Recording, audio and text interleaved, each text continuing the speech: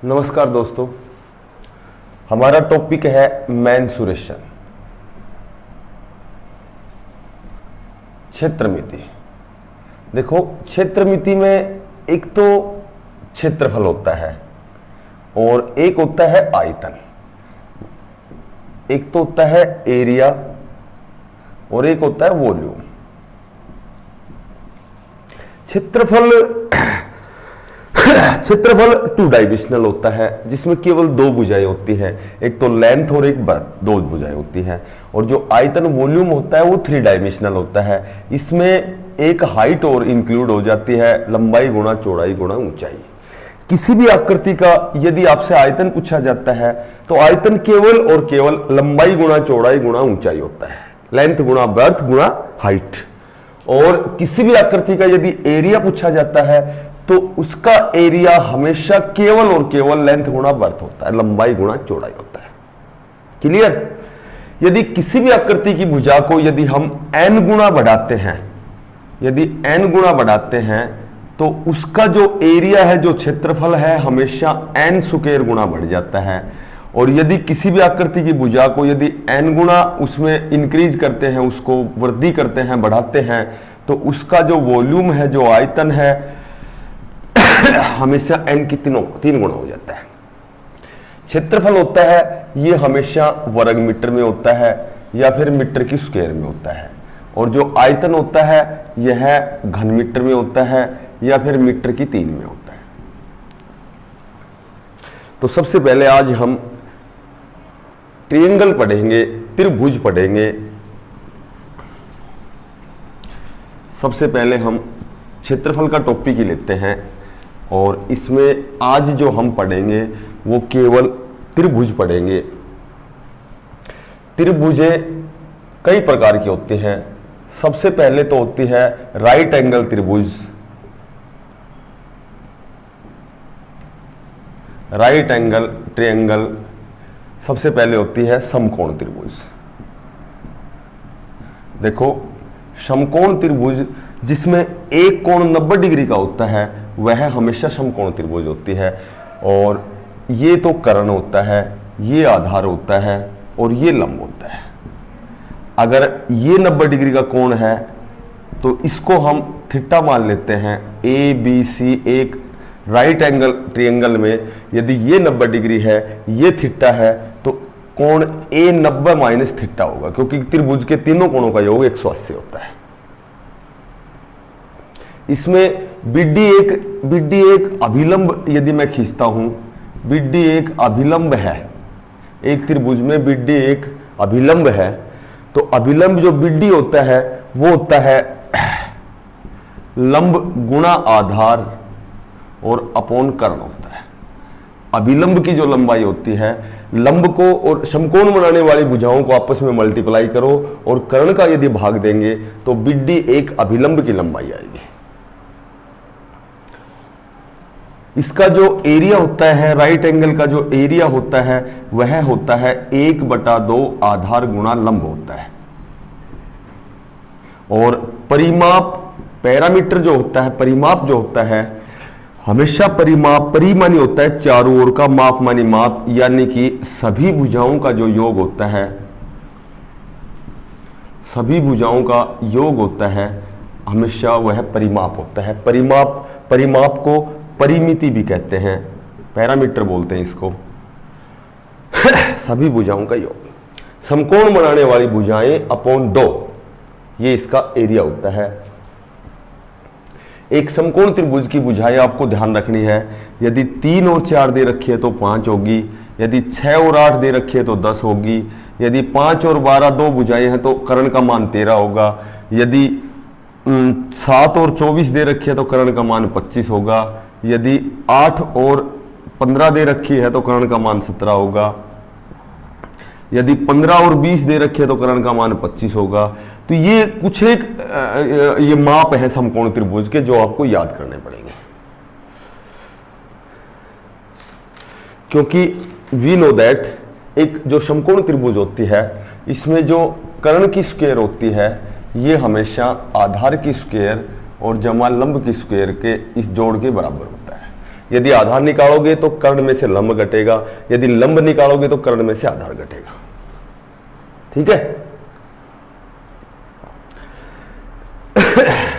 इसमें एक क्वेश्चन दे रखा है कि समकोण बनाने वाली भुजाएं, जो समकोण बनाने वाली भुजाएं हैं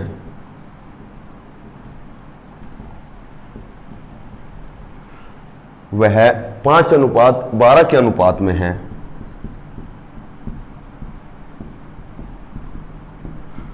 5:12 के अनुपात में है और इसका जो क्षेत्रफल है यह दे रखा है 270 सेंटीमीटर स्क्वायर है। तो इसमें कर्ण की लंबाई निकालनी है। और कर्ण की लंबाई कैसे निकालेंगे? कर्ण की लंबाई निकालेंगे कि इसमें समकोण बनाने वाली दो भुजाएं हैं, यानी कि एक तो 5 है, एक 12 है, अनुपात में है। इसका मतलब कोई कॉमन संख्या है जो दोनों को काट रही है। तो एक समकोण त्रिभुज की जो आधार की लंबाई है वो मैं 5x मानता हूं और लंब की लंबाई 12x, क्योंकि समकोण बनाने वाली भुजाएं हैं। तो समकोण, इसका क्षेत्रफल क्या होता है? इसका क्षेत्रफल होता है 1/2 गुणा आधार और गुणा लंब। ठीक है। और ये बराबर हमें दे रखा है 270 सेंटीमीटर। क्वेश्चन में दे रखा है 1/2 आधार हमारे पास 5x और लंब है 12x और बराबर 270। ये कट गया, 2 × 6 = 12, यानी कि 6 × 30 x स्क्वायर बराबर 210, 270। x स्क्वायर निकालोगे 270/30, यानी कि x स्क्वायर बराबर 9, x बराबर 3। वो कॉमन संख्या 3 आ गई। तो इसका जो आधार है 5×3 = 15 आ गया और लंब है 12×3 = 36 आ गया। तो ये कर्ण निकाल देंगे। कर्ण कैसे निकालेंगे? आधार की 2 जमा लंब की 2।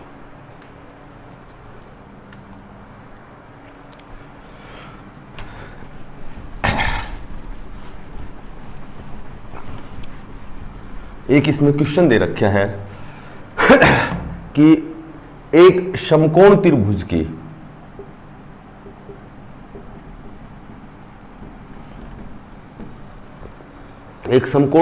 की भुजाओं की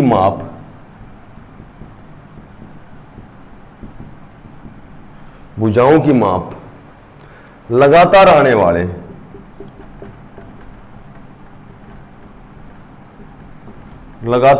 वाले पूर्णांकों द्वारा दी जाती है।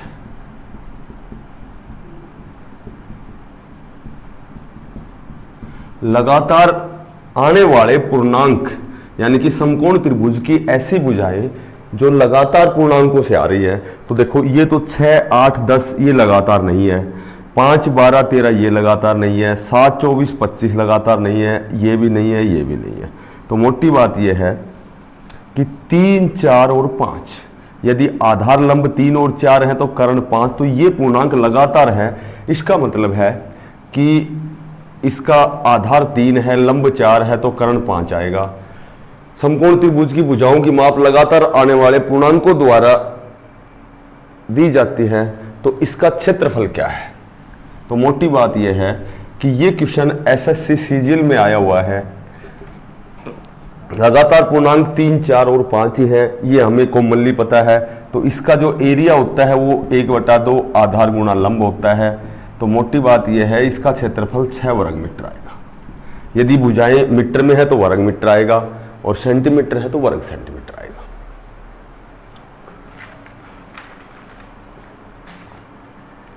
इसके बाद जो दूसरी त्रिभुज है हमारी, समकोण के बाद जो दूसरी त्रिभुज है वह है आइसोसेल। वह त्रिभुज है आइसोसेल, यानी कि समद्विबाहु त्रिभुज। समद्विबाहु त्रिभुज सममानी बराबर, द्विमानी 2 और बाहुमानी भुजा, जिसकी 2 भुजाएं बराबर होती हैं वह समद्विबाहु त्रिभुज होती है। सममानी बराबर, द्विमानी 2 और बाहुमानी भुजा, जिसकी 2 भुजाएं बराबर होती हैं वह समद्विबाहु त्रिभुज होती है। समद्विबाहु त्रिभुज में ये ए, बी और सी। समद्विबाहु त्रिभुज में ए बी बराबर होती है एस सी के। ये भुजा और ये भुजा हमेशा बराबर होती है। ठीक है। समद्विबाहु में समान भुजाएं ए बी और एस सी दोनों बराबर होती हैं। उसके बाद इसका जो क्षेत्रफल होता है, इसका जो एरिया होता है 1/2 गुणा आधार और गुणा ऊंचाई होता है। आधार कौन सा है? BC आधार है, और ऊंचाई कौन सी है? 8D इसकी ऊंचाई है।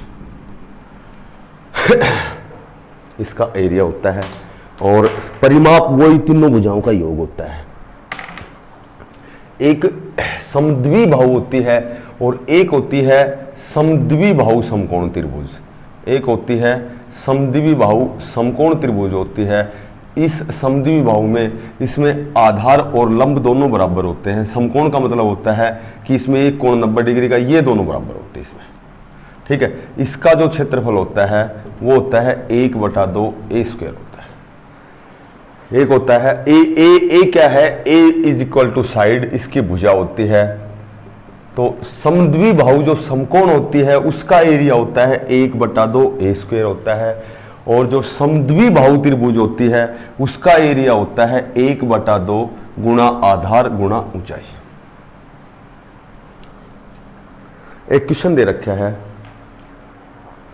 कि एक समद्विबाहु त्रिभुज है, एक समद्विबाहु त्रिभुज है, इसका जो परिमाप है वो 18 मीटर है। परिमाप 18 मीटर है, और जो पार्श्व भुजा है, पार्श्व होती है एक समान भुजाएं जो दोनों बराबर हैं। पार्श्व भुजा यानी कि एक जैसी भुजा जो दोनों बराबर हैं। जो पार्श्व भुजा है, पार्श्व भुजाएं हैं तथा आधार का जो अनुपात है,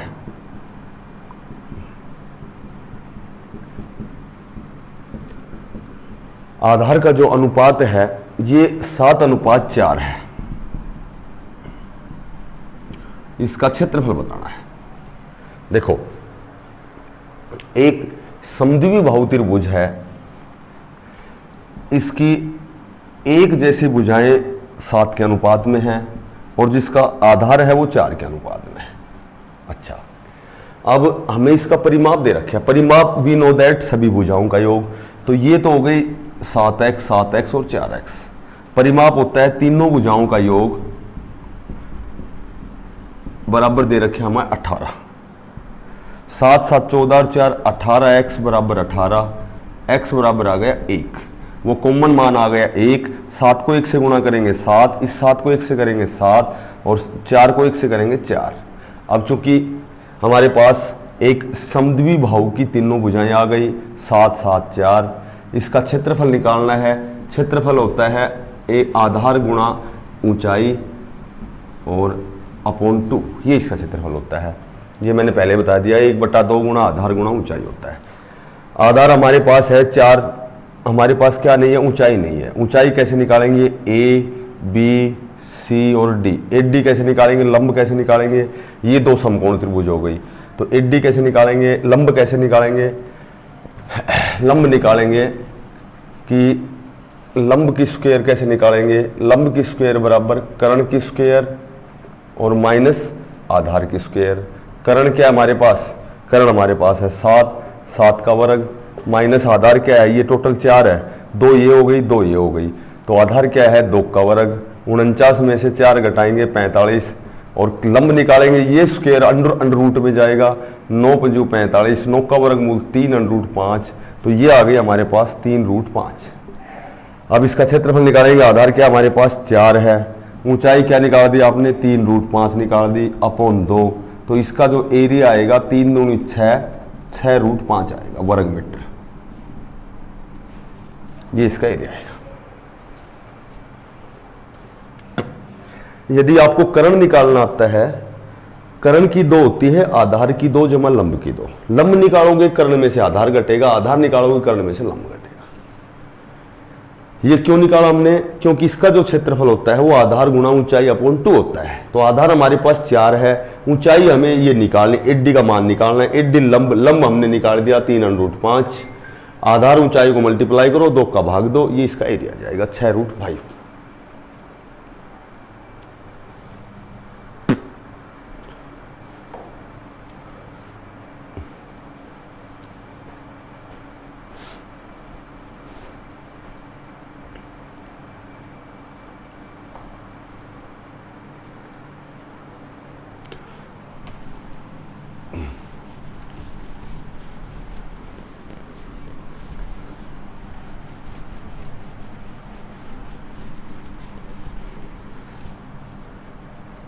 एक क्वेश्चन दे रखा है, एक समद्विबाहु बाहु है,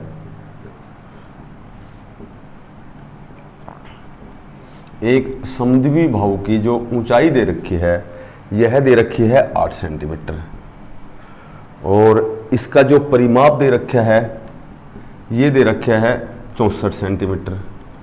हमें इसका एरिया बताना है, इसका क्षेत्रफल बताना है।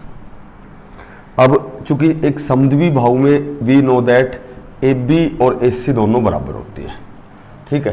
तो इसकी ऊंचाई, ये ऊंचाई दे रखी है हमें 8 सेंटीमीटर। अब हमारे पास क्या नहीं है, परिमाप क्या होता है, तीनों भुजाओं का योग, ना ये भुजा है, ना ये भुजा है, ना ये भुजा है। तो ये दोनों बराबर, ए बी और ए सी दोनों बराबर है, ठीक है।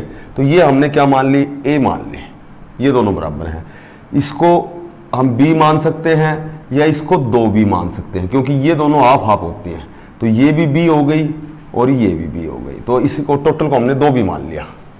b मानोगे तो ये b/2 b/2 होगी, 2b मानोगे तो 1b दोनों को जोड़ोगे तो 2b, टोटल 2b हो गई। अब सबसे पहले तो इसकी ऊंचाई दे रखी है 8 सेंटीमीटर, बिल्कुल दे रखी है। अब हमें इसका परिमाप दे रखा है। परिमाप क्या होता है, सभी भुजाओं का योग, यानी कि a और 2b, ये बराबर दे रखे 64 सेंटीमीटर। a और a हो गई 2a जमा 2b बराबर 64, और a और b हो गया, 2 कॉमन आ गया, इधर अपोन में आएगा 32 दूनी 64, दोनों का योग तो आएगा 32, ठीक है। अब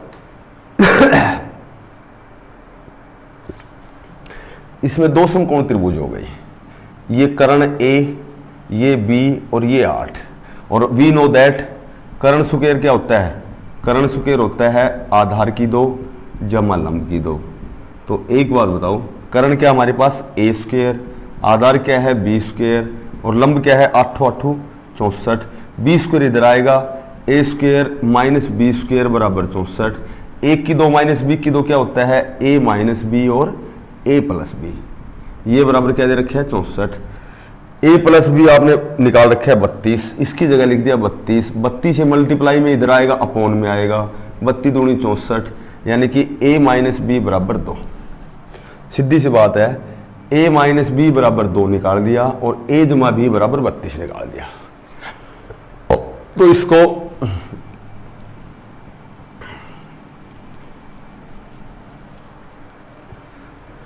समीकरण के हिसाब से भी निकाल सकते हो, a जमा बी बराबर 32 निकाल दिया, a माइनस बी बराबर 2 निकाल दिया। जोड़ने पर करेंगे तो ये कैंसिल, a और a कितना हो गया 2a बराबर 34, a बराबर आ गया 17, a का मान किसी भी समीकरण में रखोगे 1 या 2 में रखोगे तो 17 माइनस बी बराबर 2, माइनस बी बराबर -15, b बराबर 15। तो मोटी बात यह है, ये दोनों तो आ गए 17, ये तो 17 आ गई, और b का मान क्या आ गया 15, तो ये हमने 2b मान रखे हैं, तो 15 दूनी 30, यानी कि ये भी 15 हो गई, ये भी 15 हो गई। अब इसका एरिया निकालना है। एरिया क्या होता है 1/2, आधार 30 निकाल दिया, गुणा ऊंचाई दे रखी है 8, तो 15 8 120 वर्ग मीटर, ये इसका क्षेत्रफल आ गया।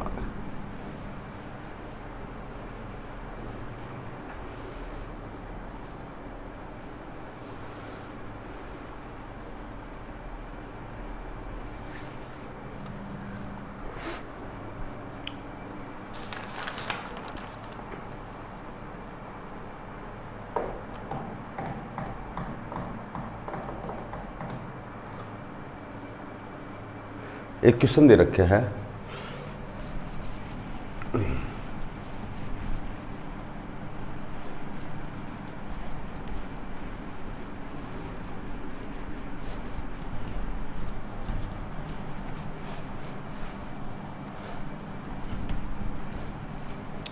एक क्वेश्चन दे रखे है, त्रिभुज ABC में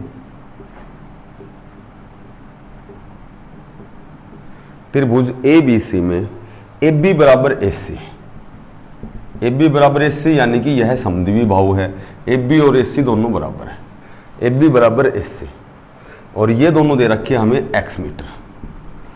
उसके बाद में BC दे रखी है हमें 10 सेंटीमीटर,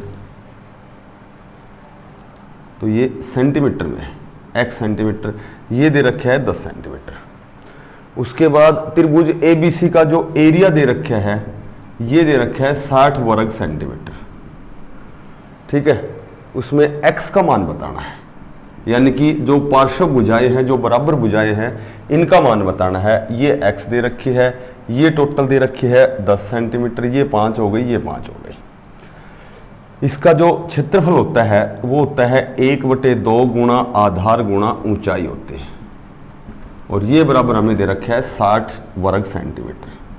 अब चूंकि हमारे पास आधार है 10 सेंटीमीटर, ऊंचाई नहीं है, ऊंचाई ये वही लंब निकालेंगे, लंब ये कर्ण हो गया, ये आधार हो गया, तो एडी की स्क्वायर क्या होगी, ये होगी कर्ण की स्क्वायर और माइनस आधार की square, x square minus 25। AD जब निकालोगे तो ये रूट वर्ग मूल में जाएगा, तो इसका मान आ गया एक्स स्क्वायर माइनस 25 ही आ गया।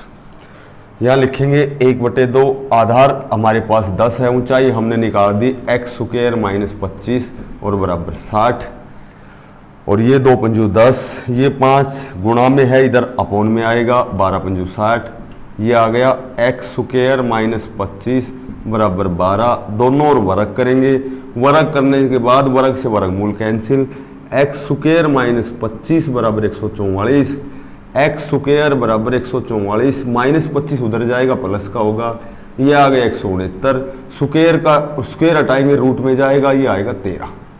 ये भुजा आ गई 13, ठीक है।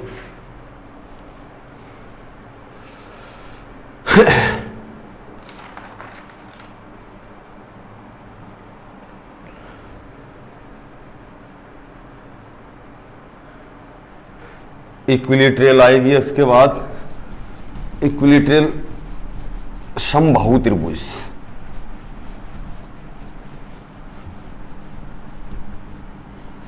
उसके बाद आएगी तीसरी त्रिभुज हमारी आएगी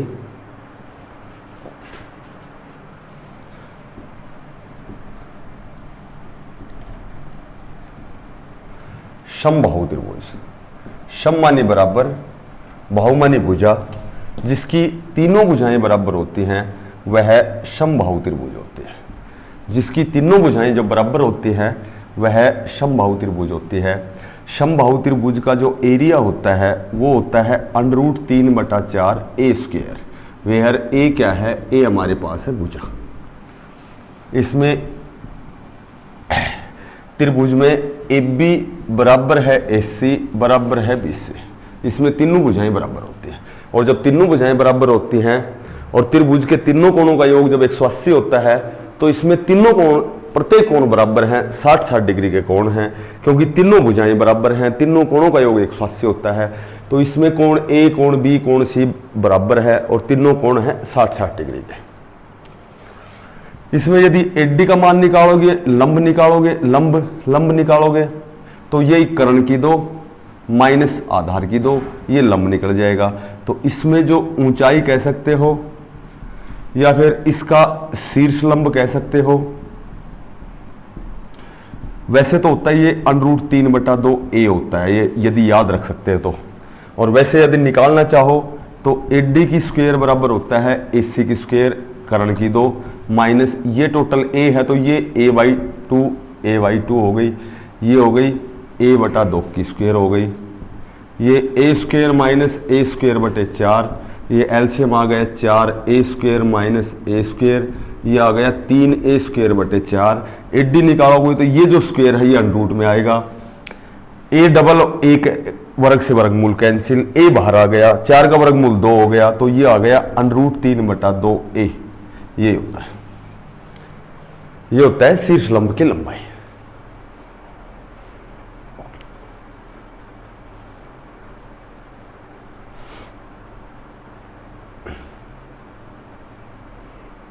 मैं कहूं कि एक समबाहु त्रिभुज है, इसकी भुजा की लंबाई 6 सेंटीमीटर है, इसकी जो A है वो 6 सेंटीमीटर, क्योंकि तीनों भुजाएं बराबर हैं।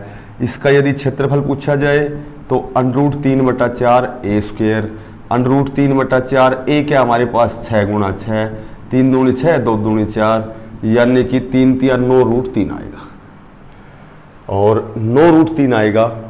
√3 का मान यदि लेना पड़े तो 1 दशमलव स्थान तक ही लेना है, 17 × 9 = 153, तो 15.3 वर्ग मीटर आएगा। यदि लेना पड़े √3 का मान तो हमेशा तुम्हें 1.73205 होता है, 5 दशमलव स्थान तक ये होता है, लेकिन कंपटीशन में हमेशा 1 दशमलव स्थान तक ही लिया जाता है। परिमाप मैंने बताया था सभी का कॉमन होता है, परिमाप होता है सभी भुजाओं का योग होता है, तो 36 या 18 हो गया इसका परिमाप। यदि समबाहु त्रिभुज की एक भुजा 6 मीटर है तो तीनों बराबर हो गई। यदि इसके शीर्ष लंब की लंबाई पूछी जाए या फिर इसकी ऊंचाई पूछी जाए तो ये तुम्हें याद रखना है √3/2a होता है, या फिर ये निकालनी पड़ेगी, लंब निकालना पड़ेगा, कर्ण की 2 माइनस आधार की 2, वो समय ज़्यादा लगेगा, ये याद ही रखना फायदेमंद है।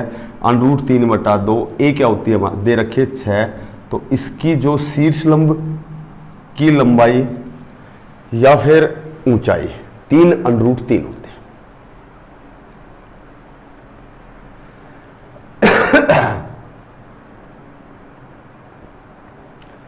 और एक बार CTET में आया था, CTET में क्या आया था कि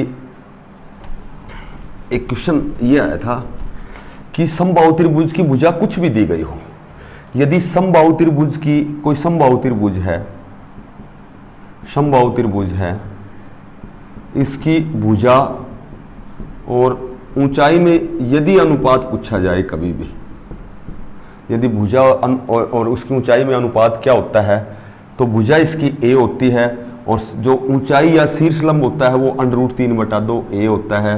तो इनका अनुपात या तो ऐसे निकाल देना या फिर याद ही रख लेना कि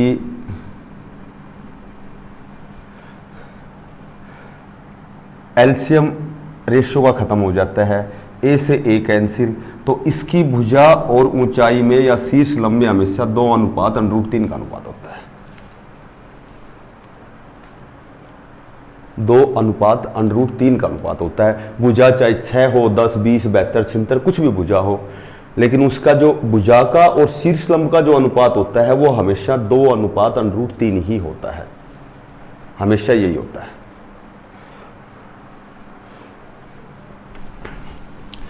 एक ऐसे पूछेंगे कि एक समबाहु त्रिभुज है, जैसे मैंने यहां बना दी, एक समबाहु त्रिभुज है, इसकी तो तीनों भुजाएं तो बराबर होती हैं। या तो पूछेंगे कि इस समबाहु त्रिभुज के अंतवर्त की त्रिज्या क्या होगी, इस अंतवर्त की त्रिज्या क्या होगी, या पूछेंगे इस बाह्यवर्त की त्रिज्या क्या होगी। या तो अंतवर्त की त्रिज्या पूछेंगे या बाह्यवर्त की त्रिज्या पूछेंगे। मान लो ऐसे कहेंगे कि समबाहु के अंतवर्त की त्रिज्या बताओ, या फिर कहेंगे कि इसके बाह्यवर्त की त्रिज्या बताओ। तो यदि याद रख सकते हो तो याद रख लो कि इसके जो अंतवर्त की जो त्रिज्या होती है, ये याद ही रख लो, वैसे तो अंतवर्त की जो त्रिज्या होती है वह होती है a/2/√3 होती है। और यदि बाह्यवर्त की त्रिज्या पूछे, बाह्यवर्त की त्रिज्या पूछे तो इसमें /2 नहीं आता, इसमें आती है a/√3 आती है। ये याद रखनी पड़ेंगी, ठीक है। कई बार समबाहु त्रिभुज के अंतवर्त और परिवर्त के क्षेत्रफलों का अनुपात पूछ लेते हैं, तो ये भी यदि याद रखना चाहो तो याद रख लो कि इसके जो परिवर्त है और अंतवर्त है, परिवर्त और अंतवर्त किसी भी समबाहु, लिखो ये बात, किसी भी समबाहु के परिवर्त के क्षेत्रफल और अंतवर्त के क्षेत्रफल में जो अनुपात होता है वो 4:1 का अनुपात होता है। जो अनुपात होता है वो 4:1 का अनुपात होता है। जो परिवर्त का क्षेत्रफल है समबाहु में, एक परिवर्त जो बाहर का वर्त है, जो तीनों कॉर्नर को छू के बना रखा है, और एक तीनों भुजाओं को छू कर बनाएंगे, ये अंतवर्त होता है। इन दोनों के क्षेत्रफलों में हमेशा 4:1 का अनुपात होता है। पर यह ध्यान रखना कि परिवर्त का क्षेत्रफल और बाद में अंतवर्त का क्षेत्रफल आता है तो 4:1 याद रखना। यदि शुरू में अंतःवर्त आ गया और फिर परिवर्त आ गया तो 1:4 होता है। अंतःवर्त का अनुपात 1 के अनुपात में होता है और परिवर्त का 4। अब पहले परिवर्त दे रखे है तो पहले 4 लो फिर 1 करो, अंतःवर्त पहले दे रखा है तो 1 पहले लो फिर 4 लो। अब कैसे होता है अब ये बताता हूं मैं। अब देखो,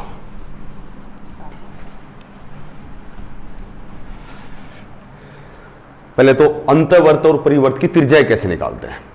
सबसे पहले समबाहु की जो भुजा दे रखी है वह a सेंटीमीटर दे रखी है। अच्छा, इसका जो शीर्ष लंब है ये a हो गई, ये b हो गई, ये c हो गई, ये शीर्ष लंब हो गया। मैंने बताया था इसको ऊंचाई भी बोलते हैं, शीर्ष लंब भी बोलते हैं। तो इसका जो शीर्ष लंब की ऊंचाई है, शीर्ष लंब की लंबाई या ऊंचाई भी बोलते हैं इसको, मैंने अभी बताया था, ये होती है √3/2 होती है। ये होती है √3/2a, ये होती है। अब चूंकि पहले तो मैं परिवर्त की त्रिज्या बताता हूं। परिवर्त की त्रिज्या, ये इस वर्त की त्रिज्या क्या कैसे निकालेंगे। ये सेंटर है, सेंटर में से ये रेडियस कैसे निकालेंगे। तो ये रेडियस हो गई, सेंटर में से जो रेडियस आती है तो वो कैसे निकालेंगे। सेंटर से और इस वर्त को स्पर्श ये ए कर रहा है तो ये ओ सेंटर हो गया। तो ओ ए की लंबाई कैसे निकालेंगे। ओ ए की लंबाई कह सकते हो इसको, या इसको परिवर्त की त्रिज्या कह सकते हो। परिवर्त की त्रिज्या कैसे कहोगे कि ये टोटल एडी है, ये तो √3/2a है। जो एडी है, जो शीर्ष लंब की लंबाई है √3/2a है, और गुणा 1 का हिस्सा बच गया, ये बच गया 2/3 बच गया, 2 से 2 कैंसिल। ऊपर हमारे पास √3a/3, 3 के 2 फैक्टर के क्या क्या बनेंगे, √3 गुणा √3 यानी कि √3a, और नीचे 3 को लिख सकते हैं √3 गुणा √3।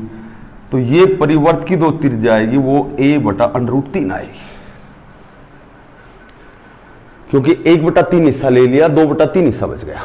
तो परिवर्त की त्रिज्या आएगी a/√3। और अब यदि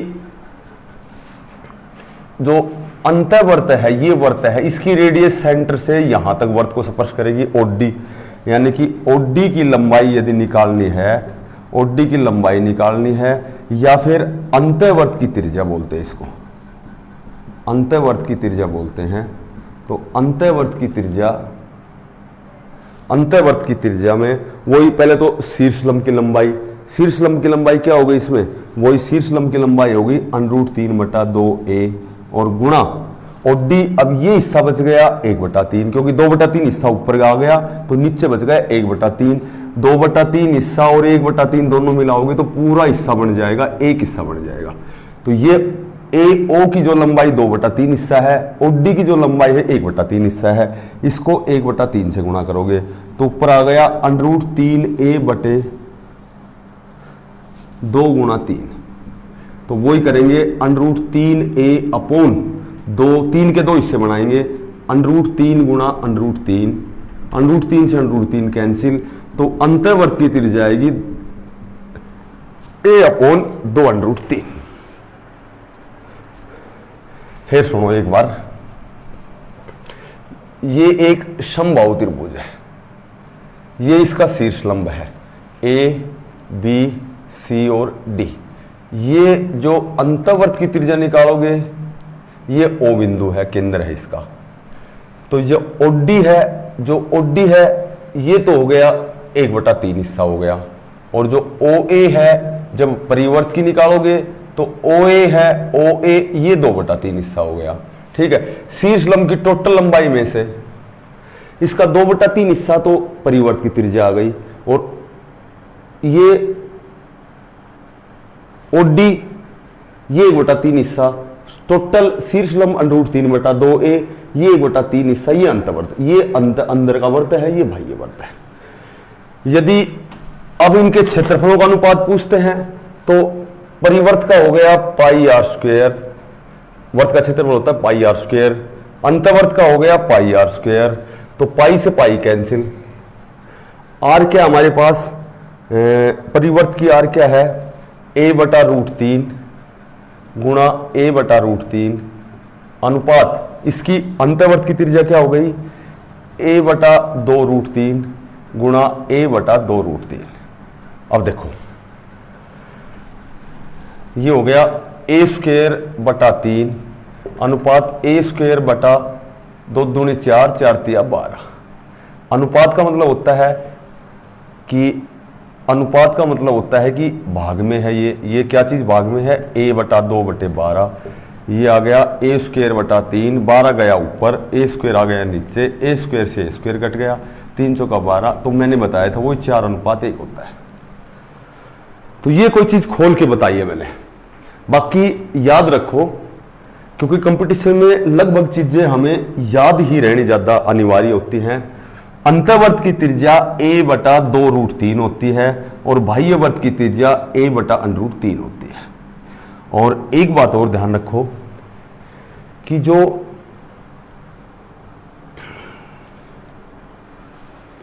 मोटी बात तो यही ध्यान रख लो, एक बात और बताता हूं आपको कि किसी भी कोई भी ट्रायंगल दे रखी है, समबाहु है या समद्विबाहु है, तो इसके जो अंतर्वर्त की त्रिज्या है और बाह्यवर्त की दो त्रिज्या है, बाह्यवर्त की त्रिज्या अंतर्वर्त की त्रिज्या से हमेशा दुगुनी होती है, हमेशा दुगुनी होती है।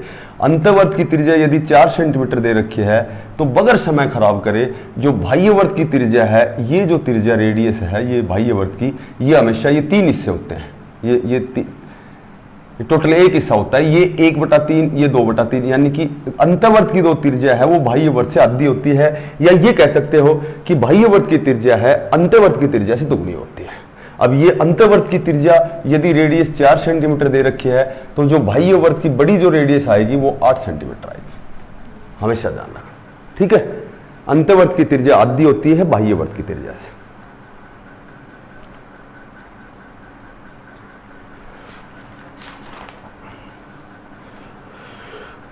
अच्छा, अब मैं कहूं कि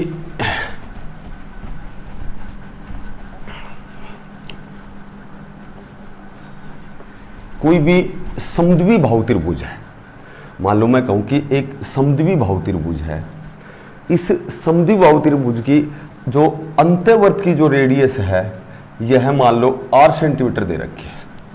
यदि अंतर्वर्त की त्रिज्या है, लिख लो ये बात, यदि अंतर्वर्त की त्रिज्या 8 सेंटीमीटर है तो बाह्यवर्त की त्रिज्या तो 2r हो गई क्योंकि वो दुगुनी होती है, ठीक है। और इसकी जो भुजा है, इस भुजा की लंबाई जब भी आपसे पूछेंगे तो ये ध्यान रखना कि समबाहु है, समबाहु की भुजा की लंबाई हमेशा 2√3r होती है, ये ध्यान रखना हमेशा। यदि अंतर्वर्त की त्रिज्या r है तो उसकी जो भुजा की लंबाई आएगी वो 2√3r आएगी। मान लीजिए अंतर्वर्त की त्रिज्या 4 दे रखी है। अब ये क्वेश्चन आ गया एग्जाम में कि एक समबाहु त्रिभुज के अंतर्वर्त की त्रिज्या 4 सेंटीमीटर है तो इसका क्षेत्रफल बताओ। तो क्या करोगे, सबसे पहले तो 4 दे रखी है तो इसकी भुजा निकालोगे, ए क्या होती है 2√3r, r क्या दे रखी तुम्हें 4, तो इसकी क्या आ गई 8√3 आ गई। और इसका क्या निकालना है एरिया, तो एरिया क्षेत्रफल कैसे निकालोगे, √3/4 a² होता है, √3/4 a क्या हमारे पास 8√3 गुणा 8√3 है, और ये कट गया 4 दूनी 8 से, ये आ गया 8 दूनी 16 और ये पूरा 3, 16 × 48 और 48 के साथ गुणा में है √3, तो इसका जो क्षेत्रफल आएगा वो 48 √3 वर्ग मीटर आएगा। देखो ये पूरा 3 हो गया, ठीक है, 8 दूनी 16, ये पूरा 3 हो गया, 16 × 48 तो ये आ गया और √3 ये रहा।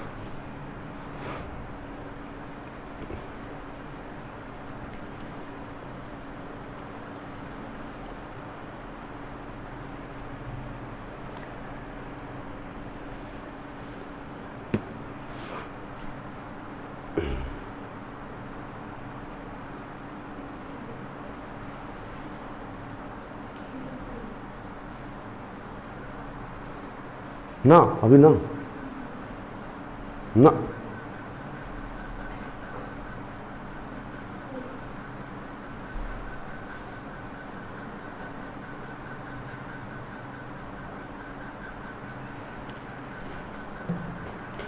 देखो मैंने अभी आपको बताया था कि ये क्या दे रखी है, बताओ। ये दे रखी है हमें अंतःवर्त की त्रिज्या दे दी 4 सेंटीमीटर, मैं 4 सेंटीमीटर दे दी। अब चूंकि आपको ये याद नहीं है, 2√3r याद नहीं है, ठीक है। अब इसकी भुजा कैसे निकालेंगे, देखो पहले तो अंतःवर्त की जो त्रिज्या है, अंतःवर्त की जो त्रिज्या है ये हमें 4 सेंटीमीटर दे रखी है। अंतःवर्त की त्रिज्या क्या होती है ये बताओ, अभी मैंने बताया था, एक तो याद करना बताया था, a/2√3 बताया था। और ये अंतःवर्त की जो त्रिज्या हमें जो दे रखी है वो 4 सेंटीमीटर, तो इसके बराबर 4 रख सकते हो, यहां से a का मान आ जाएगा। a निकालेंगे तो 4 2√3, तो वही a का मान आएगा 8√3। अभी मैंने वही निकाला था 8√3 a निकाला था, वो किससे निकाला था, वो इससे निकाला था 2√3r से, या फिर ऐसे निकाल सकते हो। अगर अंतःवर्त की त्रिज्या न देखकर हमें ये बाह्यवर्त की त्रिज्या दे दी जाए, ये 8 सेंटीमीटर दे दी जाए, ठीक है, तो फिर बाह्यवर्त की त्रिज्या क्या होती है, बाह्यवर्त की जो त्रिज्या होती है वो होती है a/√3 होती है। और बाह्यवर्त की त्रिज्या क्या दे रखी है 8, तो बराबर 8 रखोगे तो a का मान तो फिर वही 8√3 ही आएगा, क्योंकि ये इधर गुणा में जाएगा। तो चाहे तो ये त्रिज्याएं याद करके बराबर रख दो, या फिर अलग से ध्यान रख सकते हो तो 2√3r, बाकी ये अलग से याद रखने की जरूरत नहीं है, ये त्रिज्याएं याद रखो, बराबर रख दो, a का मान आ जाएगा, और a क्या होगी, भुजा हो जाएगी।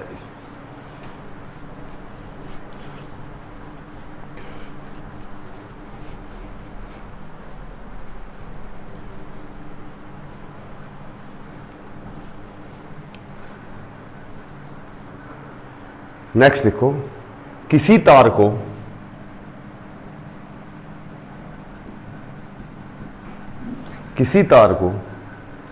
एक समबाहु, किसी तार को एक समबाहु त्रिभुज के आकार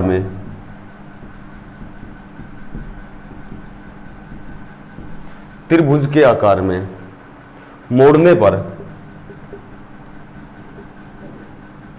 121√3 क्षेत्रफल वाला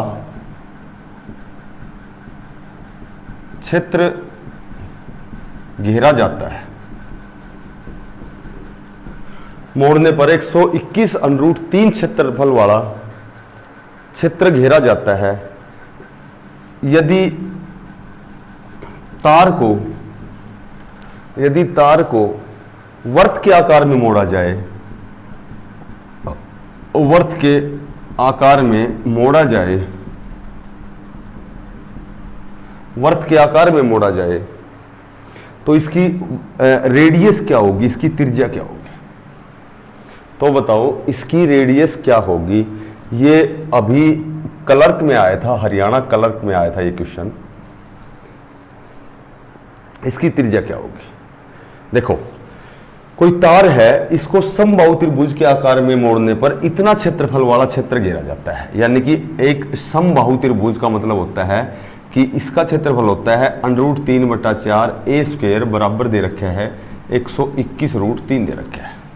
एक समबाहु त्रिभुज का इसका एरिया बना दिया, इस तार को इस क्षेत्र में डाल दिया, समबाहु के क्षेत्रफल में डाल दिया, तो इसको बराबर रख दिया हमने a² बराबर 121√3 गुणा 4 √3, √3 से √3 कैंसिल, 121 चौका 484, और ये स्क्वायर इधर जाएगा √ में जाएगा, तो a बराबर आएगा 22 सेंटीमीटर। इसकी भुजा आ गई हमारे पास 22 आ गई। अब इस 22 सेंटीमीटर की भुजा को, इस तार को, इसी तार को इसने क्या कर दिया, वर्त के आकार में मोड़ दिया, यानी इसने इसको नया रूप, ये रूप बना दिया, ठीक है। तो पहले तो ये देखो कि टोटल इसने कितना स्थान घेर रखा है, 22 दूनी 44, 22 तिया 66, इसका जो परिमाप आ गया वो 66 सेंटीमीटर आ गया। अब 66 सेंटीमीटर तार को वर्त के आकार में ऐसे मोड़ दिया इसने, तो ये वर्त की परिधि हो गई। वर्त की परिधि क्या होती है, वर्त की परिधि क्या होती है, वर्त की जो परिधि होती है वो होती है 2πr होती है। वर्त की परिधि क्या होती है, 2πr। तो यानी कि 2πr बराबर है 66 सेंटीमीटर। r निकालेंगे 66/2π 22 ऊपर 7, ठीक है।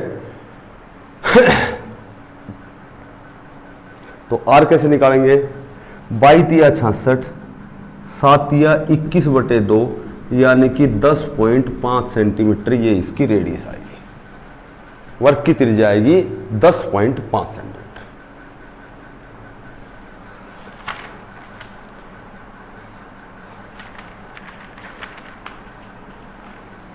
उसके बाद आती है सकलेन ट्रायंगल। समबाहु के बाद आती है सकलेन ट्रायंगल, आती है विषम बाहु। विषम मानी अलग अलग, बाहु मानी भुजा, जिसकी सारी भुजाएं अलग अलग हों उसे विषम बाहु त्रिभुज कहते हैं। इसको बोलते हैं सकलेन ट्रायंगल।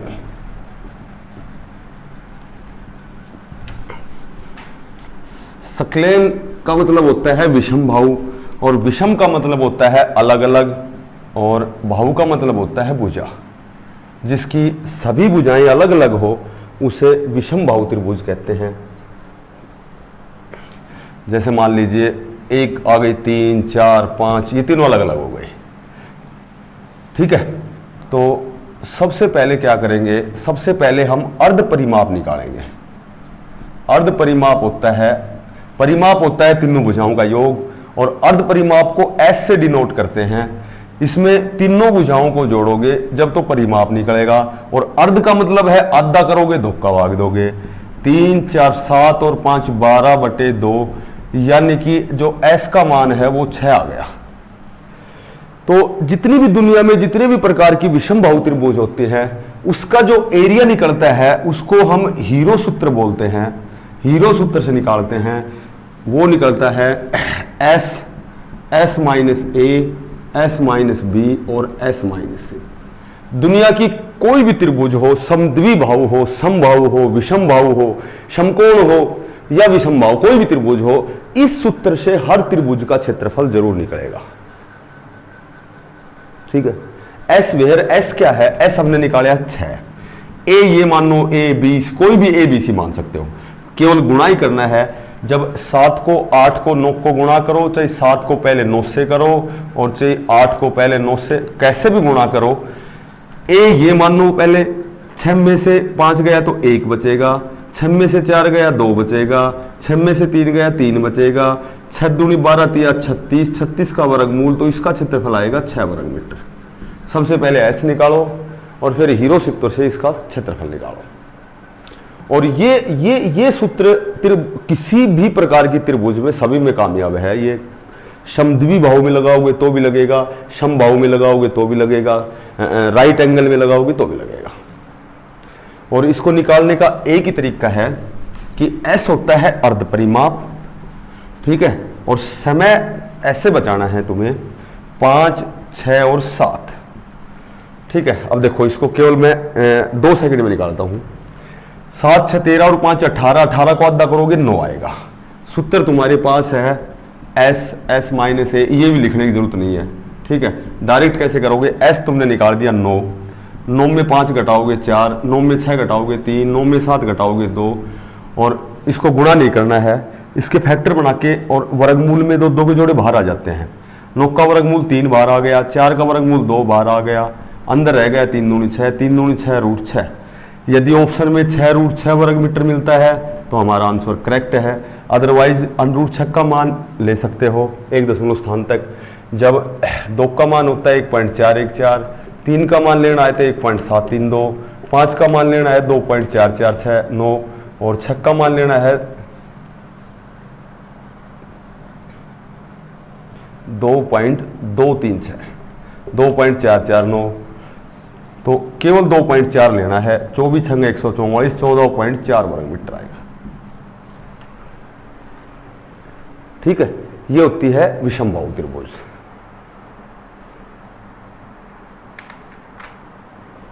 जैसे एक नॉर्मल सा क्वेश्चन आया था अभी एग्जाम में, सकलेन ट्रायंगल का ही था, वो विषम बाहु का ही था।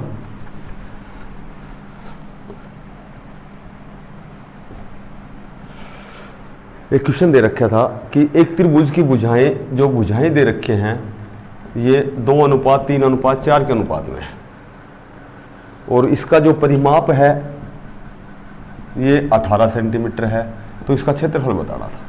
तो चूंकि ये 2x के अनुपात में है, ये 3x, ये 4x में, परिमाप होता है सभी भुजाओं का योग बराबर 18, 4 3 7 2 9x बराबर 18, x का वो कॉमन संख्या आ गई 2, 4 दूनी 8 ये आ गई, 3 दूनी 6 ये आ गई, 2 दूनी 4 ये आ गई।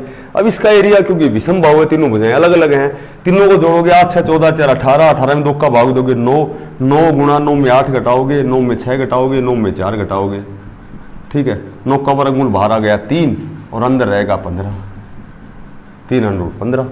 और यदि √ 15 का मान निकालना है तो मैंने तुम्हें सिखा रखा है कि इसके नजदीक वर्ग संख्या लो, 16 - 1, 16 का वर्गमूल क्या होता है 4, 1 को एज इट इज लिखोगे, 4 का दुगुना यहाँ लिखोगे, 8 चौका 32 में 1 गया तो 31/8, 8 तिया 24, 8 तिया 24, बच गए कितने 7, 8 8 8 64, 3.8 लोगे तो 3 को गुणा करोगे 3.8 से, 38 तिया 111 पॉइंट कुछ आएगा, 3 तिया 9, 11.1, 11.1 वर्ग मीटर। ये ऑप्शन मिलेगा या ये ऑप्शन मिलेगा, समझ में आ गया। उसके बाद आती है सक्लेन, के बाद आती है हमारी, उसके बाद हमारी आती है पेंटागन, समपंचभुज आती है, समपंचभुज आती है। एक समपंचभुज में 5 समद्विबाहु होती है, पंचभुज में 5 समद्विबाहु त्रिभुज होती हैं, ठीक है। और समपंचभुज है, इसका जो क्षेत्रफल कभी भी पूछेगा तो 5 गुणा समद्विबाहु का क्षेत्रफल होता है। तो समद्विबाहु का क्षेत्रफल होता है 1/2 आधार गुणा ऊंचाई, या फिर 5 गुणा 1/2 a² भी होता है। जब समद्विबाहु समकोण है तो आधार और लंब बराबर, समपंचभुज होती है इस तरह होती है, इसमें 5 समद्विबाहु होती है, ये त्रिभुजा ये भुजा दोनों बराबर होती हैं, ये ऊंचाई होती है, ये आधार होता है, ठीक है। उसके बाद होती है हेक्सागोन, हेक्सागोन होती है समषष्ठभुज होती है, समषष्ठभुज में ये त्रिभुज होती है, ये त्रिभुज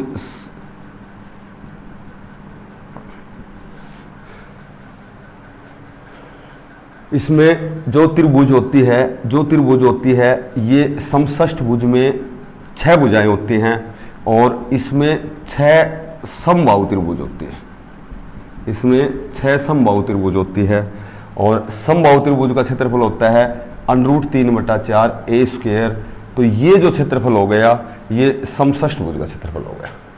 समषष्ठभुज का क्षेत्रफल होता है 6 गुणा √3/4 a², क्योंकि एक समषष्ठभुज में 6 समबाहु त्रिभुज होती है।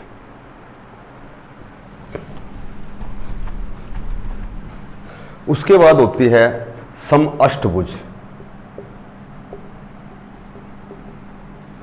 उसके बाद होती है समअष्टभुज, इसको बोलते हैं ऑक्टागोन। समअष्टभुज होती है, इसका जो एरिया होता है, जो क्षेत्रफल होता है, ये आपको याद करना पड़ेगा, 2 × √2 + 1 a² होता है। एक समअष्टभुज जो होती है, ऑक्टागोन होती है, उसका जो एरिया होता है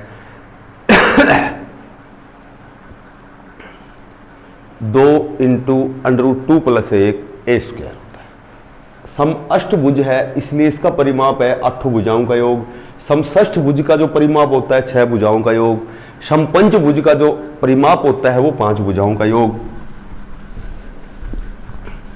और उसके बाद जो होती है वो पॉलीगॉन होती है, समबाहुभुज होती है, समबाहुभुज होती है, यह होती है पॉलीगॉन, पॉलीगॉन होती है। और इसमें इसका जो एरिया होता है, जो क्षेत्रफल होता है, समबाहुभुज का जो क्षेत्रफल होता है वह होता है na² / 4 Na²/4 कोट π/4, ये इसका एरिया होता है। एक तो ये ध्यान रखो कि किसी भी त्रिभुज के जब भी अंतः कोणों का योग पूछा जाता है, अंतः कोणों का योग पूछा जाता है, तो ये 2n-4 गुणा 90 डिग्री होता है। ये हमेशा ध्यान रखना। अंतः कोणों का योग, मैं कहूं कि एक पंचभुज है, पंचभुज के पांचों कोणों का योग क्या होता है, तो ये सूत्र आपको, ये एस्टेट में आया था क्वेश्चन, ये क्वेश्चन एस्टेट में आया था। तो ये होता है 2n-4 गुणा 90। n की जगह कितनी भुजाएं हैं, 5 भुजाएं हैं, ठीक है। तो ये हो गया 5 दूनी 10 में 4 गया तो 6 गुणा 90, तो ये होता है 540 डिग्री। 2n-4 गुणा 90 होता है। और जब भी तुम्हें कभी भी विकिरणों की संख्या यदि पूछी जाए, विकिरणों की संख्या, इसमें कितने विकिरण बनेंगे, तो विकिरणों की संख्या याद रखना, ये भी एस्टेट में आया था। विकिरणों की संख्या होती है n × n-3/2। n चतुर्भुज है, पंचभुज है, त्रिभुज है, क्या है, तो विकिरण कितने खींचे जा सकते हैं, डायगोनल कितने खींचे जा सकते हैं, तो ये होते हैं n × n-3। एक जैसे क्वेश्चन आया था अभी, उसमें CGL का एक क्वेश्चन है, CGL का एक क्वेश्चन है,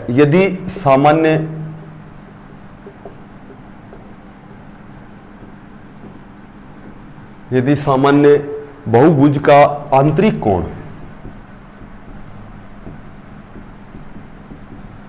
आंतरिक कोण 144 डिग्री हो, आंतरिक कोण 144 डिग्री हो, तो भुजाओं की संख्या क्या है।